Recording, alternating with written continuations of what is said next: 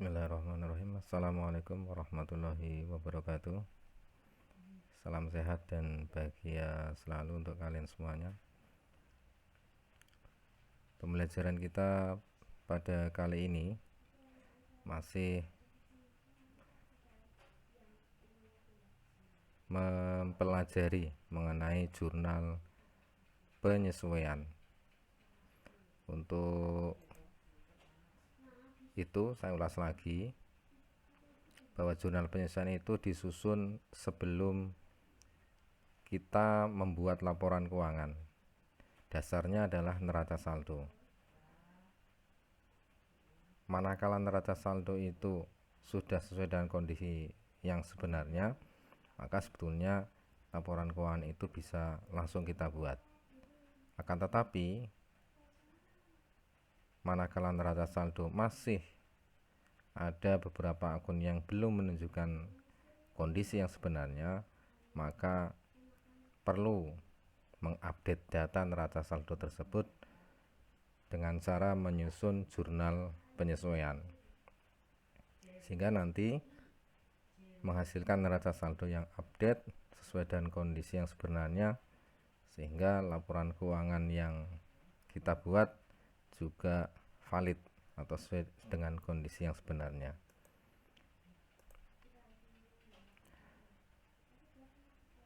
Masih ingat bahwa jurnal penyesuaian itu disusun berdasarkan data dari neraca saldo dan data penyesuaian akhir periode.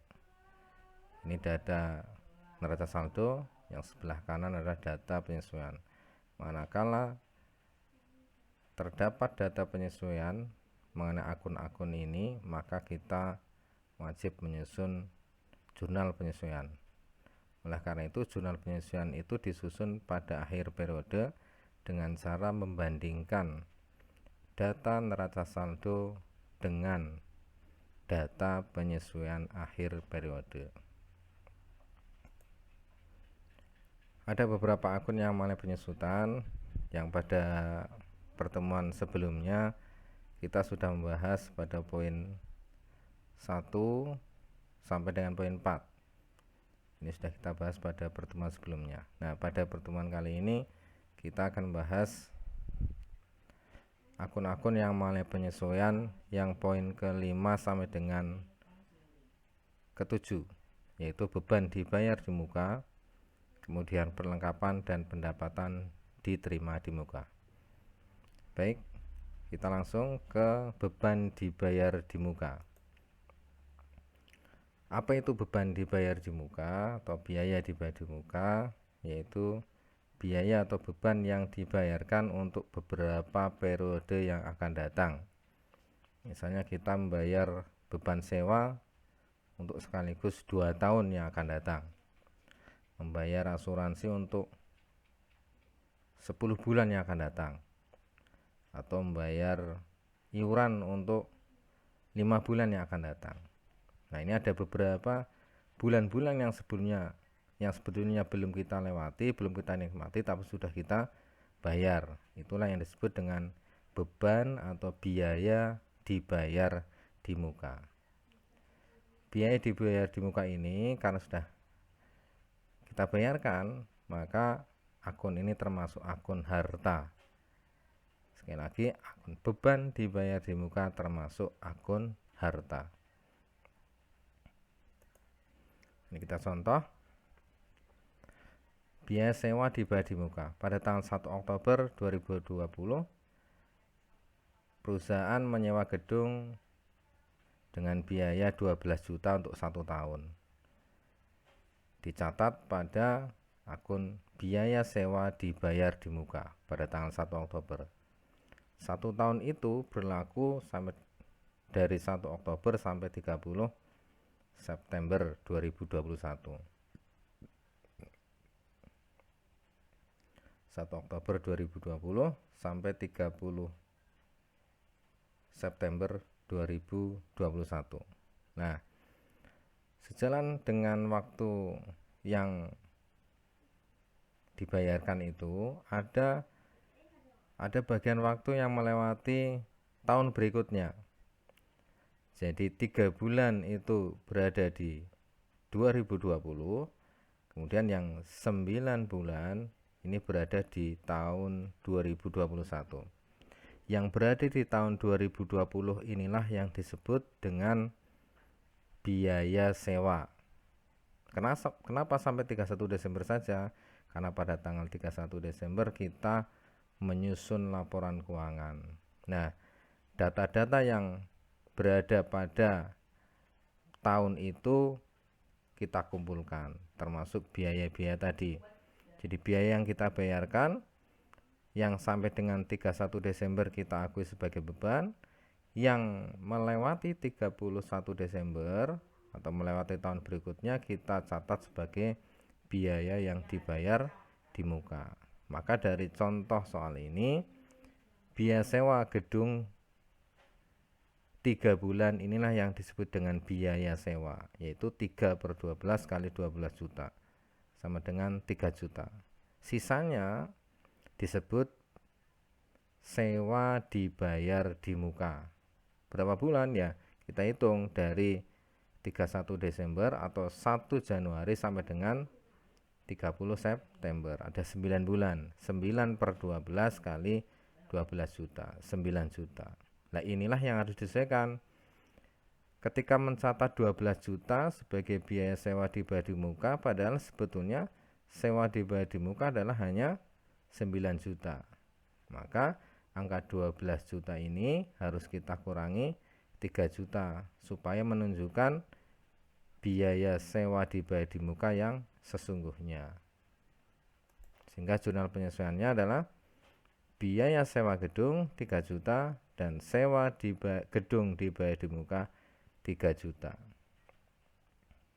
Sehingga nanti di neraca saldo setelah disesuaikan akan menunjukkan sewa dibayar di muka yang sesungguhnya yaitu 9 juta karena ini sudah dikurangi. Perlu diingat bahwa untuk mengurangi akun di dalam akuntansi cukup dipindahkan pada posisi yang berlawanan. Sewa gedung dibayar di muka saldonya debit. Untuk mengurangi maka sewa gedung dibayar di muka dicatat di kredit. Sehingga nanti di neraca saldo setelah penyesuaian akan berkurang.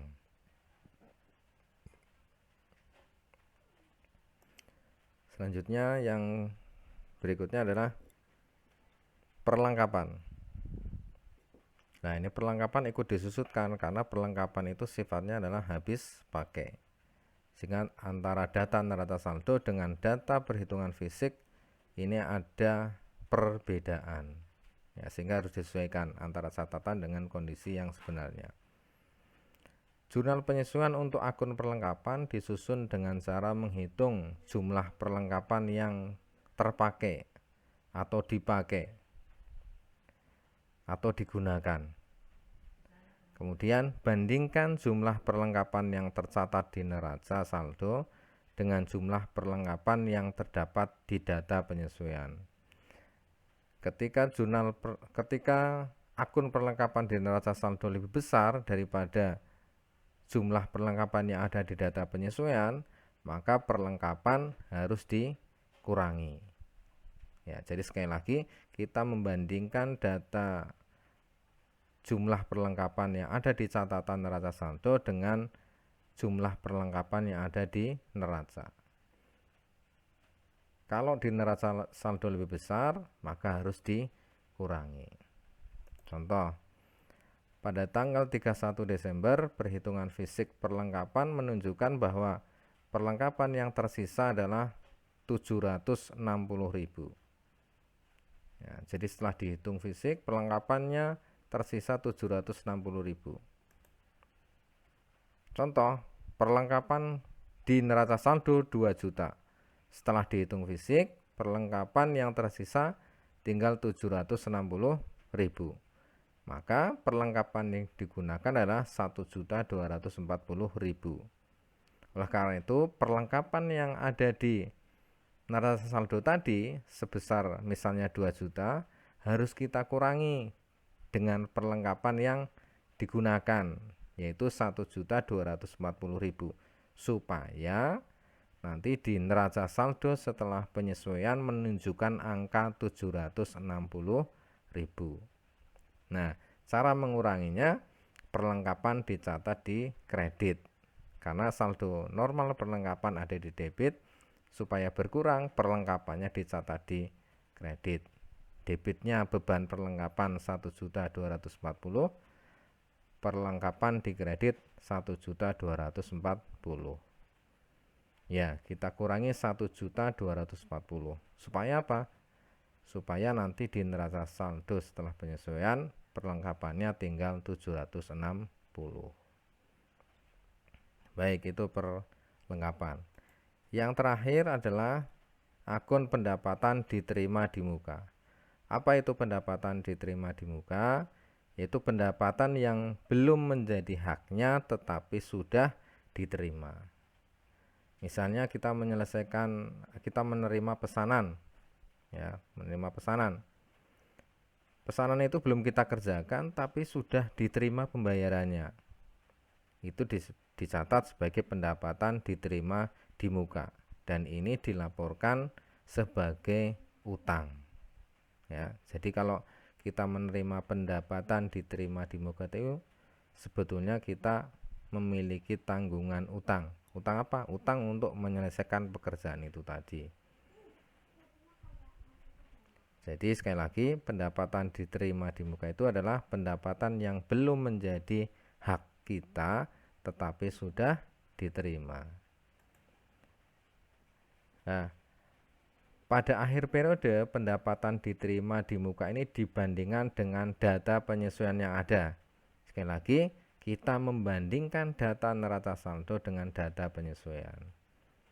Jika terdapat pendapatan diterima di muka yang sudah jatuh tempo atau sudah menjadi hak pendapatan, maka pendapatan diterima di muka tadi dikurangi dengan pendapatan yang sudah menjadi haknya. Dengan jurnal, pendapatan diterima di muka di debit dan pendapatan di kredit. Pendapatan di kredit berarti menambah pendapatan. Kenapa menambah pendapatan? Karena yang tadinya diterima di muka sudah diakui menjadi hak pendapatan kita, maka akan menambah pendapatan dan mengurangi pendapatan diterima di muka. Atau sebaliknya, jika di neraca saldo terdapat akun pendapatan, sedangkan pada akhir periode terdapat data penyesuaian yang menyatakan bahwa dari sebagian pendapatan tersebut merupakan pendapatan diterima di muka, maka akun pendapatan tersebut harus dikurangi dengan cara mencatat pendapatan di sisi debit atau berkurang dan mencatat pendapatan diterima di muka di sisi kredit atau pendapatan diterima di mukanya bertambah. Jadi ini kebalikannya. Kalau dulu kita menerima pendapatan ternyata pada akhir periode ada pendapatan itu yang sebetulnya pendapatan diterima di muka, maka pendapatan tadi kita kurangi di debit dan memunculkan pendapatan diterima di muka di kredit. Nah, itu penjelasan mengenai biaya yang dibayar di muka, kemudian perlengkapan dan pendapatan diterima di muka. Untuk lebih jelasnya, mari kita lihat pada contoh soalnya.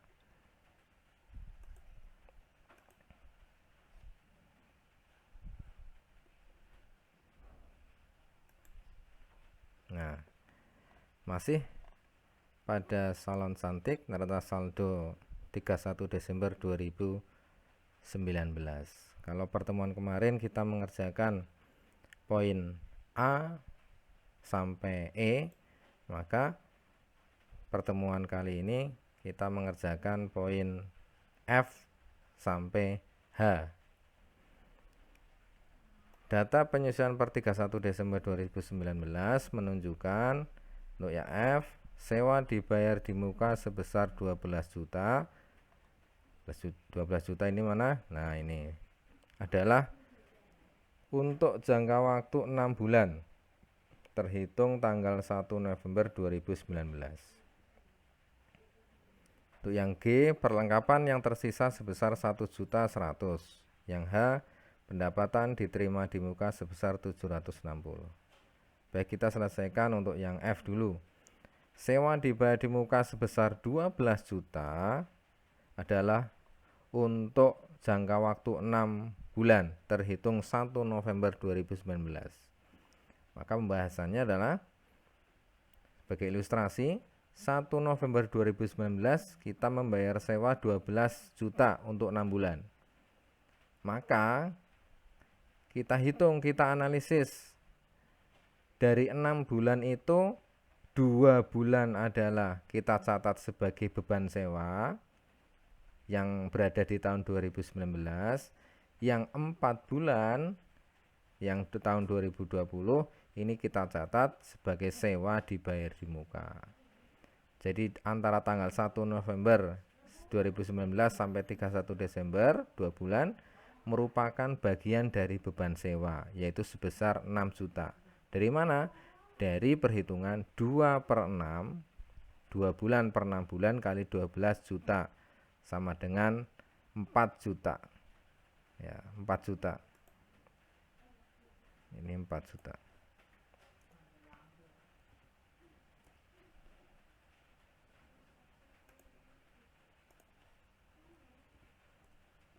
Sedangkan dari tanggal 1 Januari 2020 sampai 30 April 2020 yaitu 4 bulan merupakan bagian dari sewa dibayar di muka.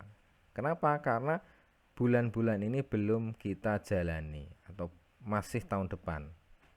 Jadi dari 6 bulan itu yang 2 bulan karena sudah kita jalani itu diakui sebagai beban sewa, yang 4 bulan karena belum kita jalani diakui sebagai sewa dibayar di muka. 4/6 kali 12 juta sama dengan 8 juta. Jadi sewa dibayar di mukanya sebetulnya adalah 8 juta, beban sewa yang sebenarnya adalah 4 juta.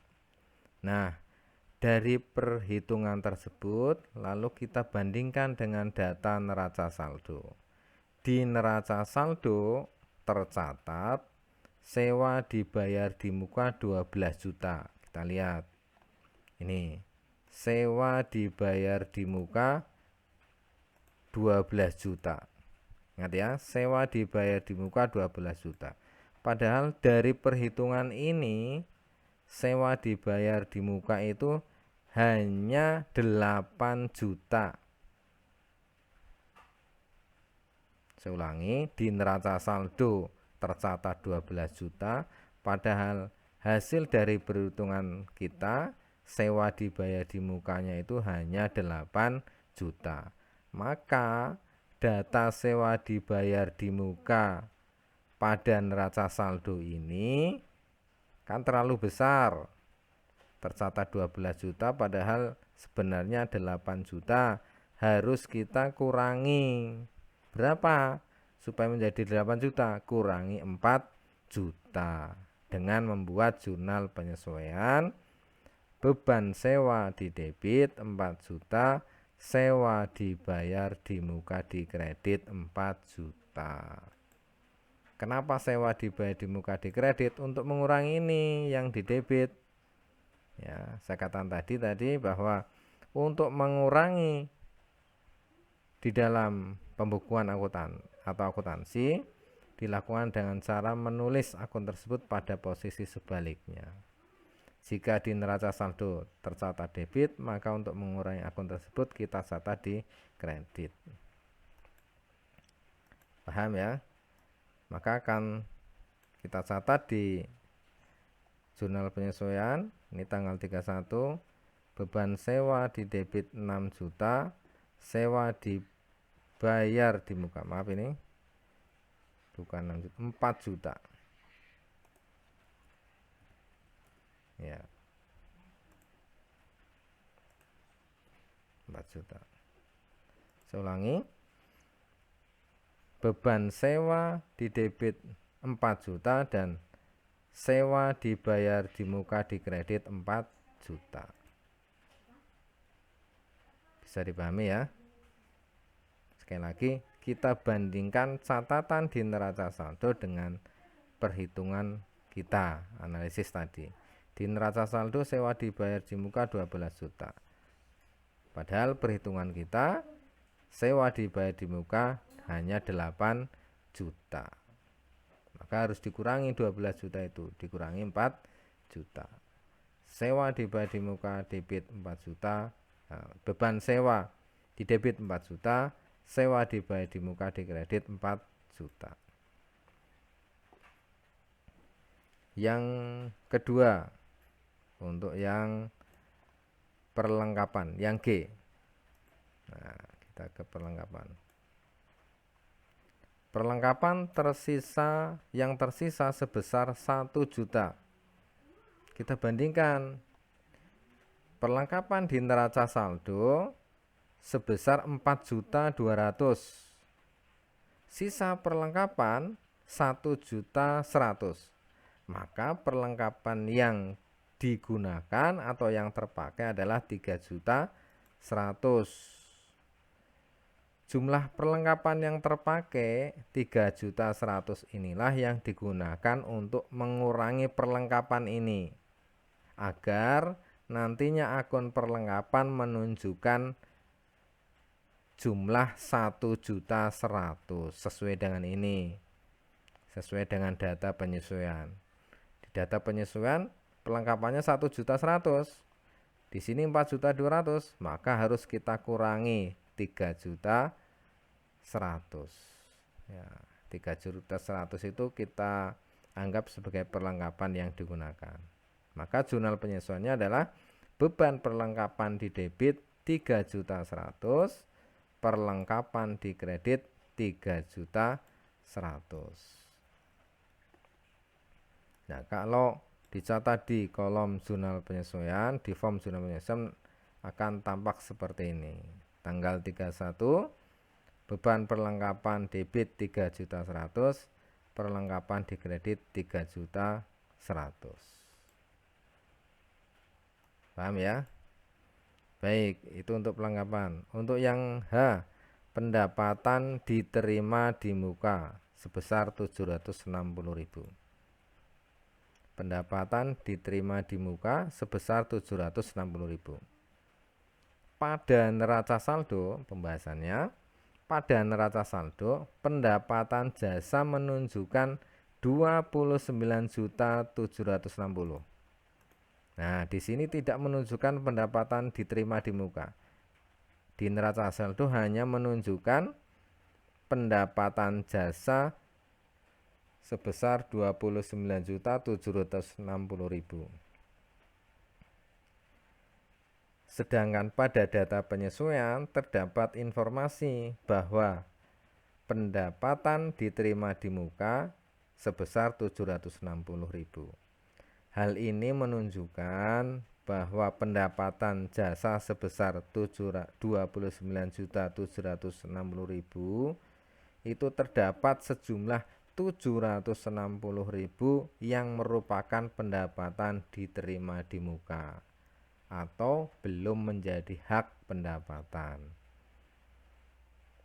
Oleh karena itu, pendapatan jasa tersebut yang sebesar 29.760 ini harus dikurangi 760.000 agar menunjukkan pendapatan jasa yang benar-benar sudah menjadi hak, dengan cara menyusun jurnal penyesuaian sebagai berikut. Pendapatan jasa di debit 760.000 dan pendapatan jasa diterima di muka 760.000. Kenapa pendapatan di debit? Karena ini untuk mengurangi pendapatan jasa. Kan pendapatan jasa saldonya di kredit, supaya berkurang dicatat dibalik posisinya. Tadinya di kredit, kita catat di debit supaya berkurang nanti. pendapatan jasa di debit 760.000, pendapatan diterima di muka 760.000. Nah, akan nampak di jurnal penyesuaian sebagai berikut. Tanggal 31 debit pendapatan jasa 1.100.000, maaf ini 760.000.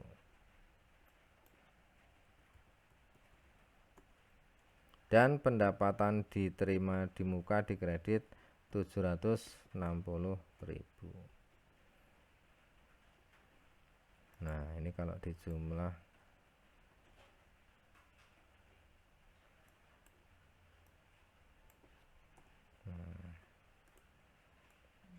ya, kalau dijumlah akan nampak 9.860.000 di debit, di kredit juga sama 9.860.000. Nah, ini sudah tampak 3 akun tadi yang perlu diselesaikan. Yang pertama adalah sewa dibayar atau beban dibayar di muka, yang kedua untuk penyesuaian perlengkapan, yang ketiga untuk penyesuaian pendapatan diterima di muka.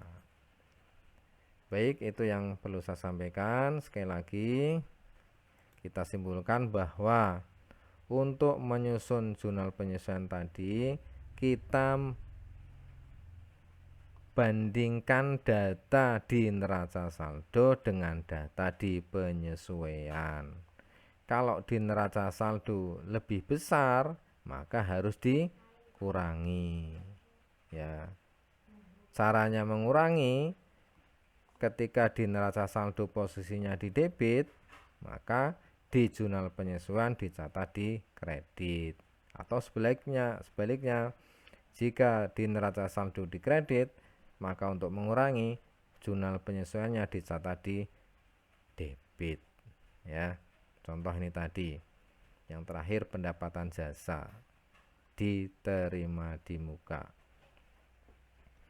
Itu yang perlu saya sampaikan untuk pertemuan pada kali ini. Untuk meningkatkan pemahaman belajar, maka setelah ini bisa mengerjakan latihan soal mengenai jurnal penyesuaian tadi. Demikian yang bisa saya sampaikan, kurang lebihnya mohon maaf. Terima kasih atas perhatiannya. Saya akhiri. Assalamualaikum warahmatullahi wabarakatuh.